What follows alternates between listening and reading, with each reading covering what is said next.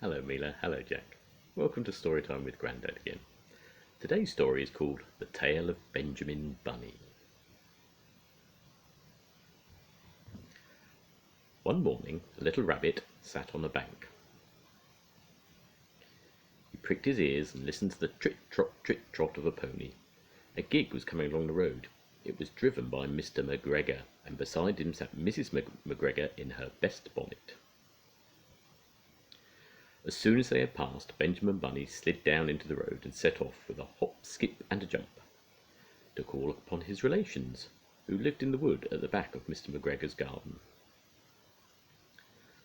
That wood was full of rabbit holes, and in the neatest, sandiest hole of all lived Benjamin's aunt and his cousins, Flopsy, Mopsy, Cottontail, and Peter.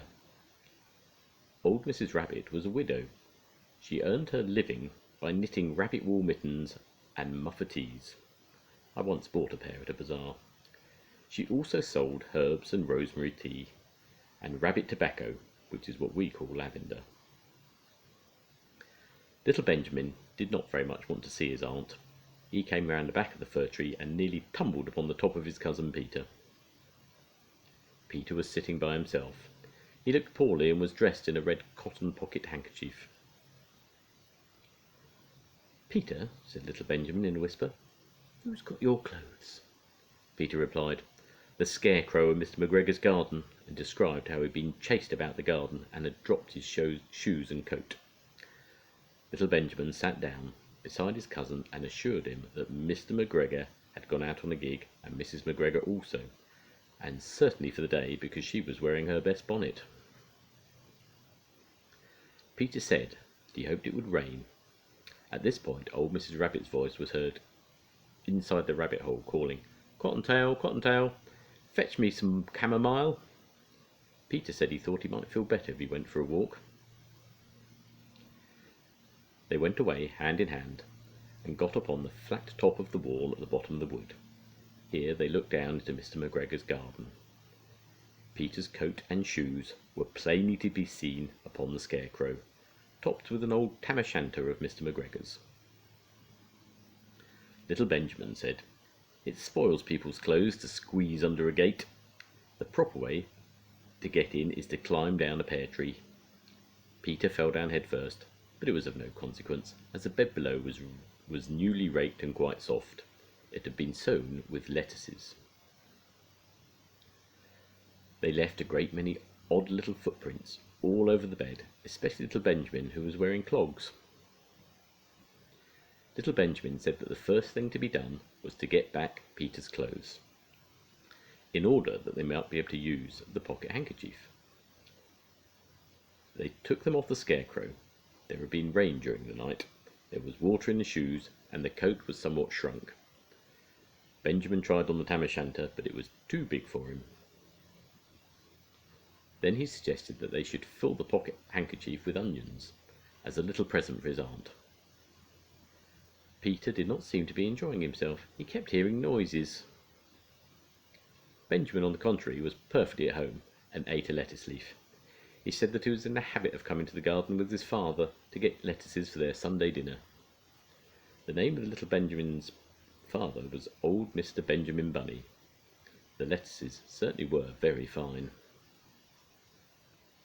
Peter did not eat anything. He said he should like to go home. Presently he dropped half the onions. Little Benjamin said that it was not possible to get back up the pear tree with a load of vegetables. He led the way boldly towards the other end of the garden. They went along a little walk on planks under a sunny red brick wall. The mice sat on their doorsteps cracking cherry stones and winked at Peter Rabbit and little Benjamin Bunny. Presently, Peter let the pocket handkerchief go again. They got amongst the flower pots and frames and tubs. Peter heard noises worse than ever. His eyes were as big as lollipops. He was a step or two in front of his cousin when he suddenly stopped. This is what those little rabbits saw around that corner. Little Benjamin took one look, and then, in half a minute, less than no time, he hid himself and Peter and the onions underneath a large basket. The cat got up, stretched herself, and came and sniffed at the basket. Perhaps she liked the smell of onions. Anyway, she sat down upon the top of the basket.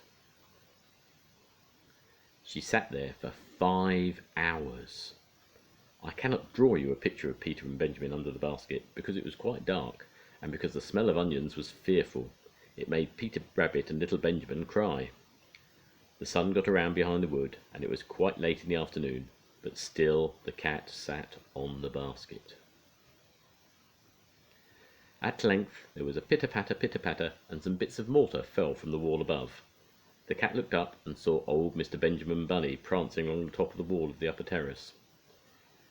He was smoking a pipe of rabbit tobacco and had a little switch in his hand.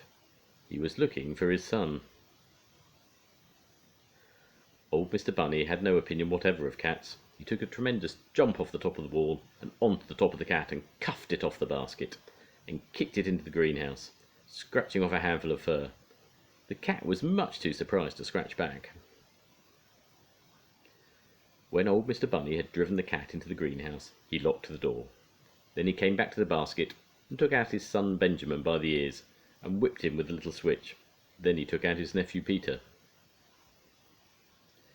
Then he took out the handkerchief of onions and marched out of the garden.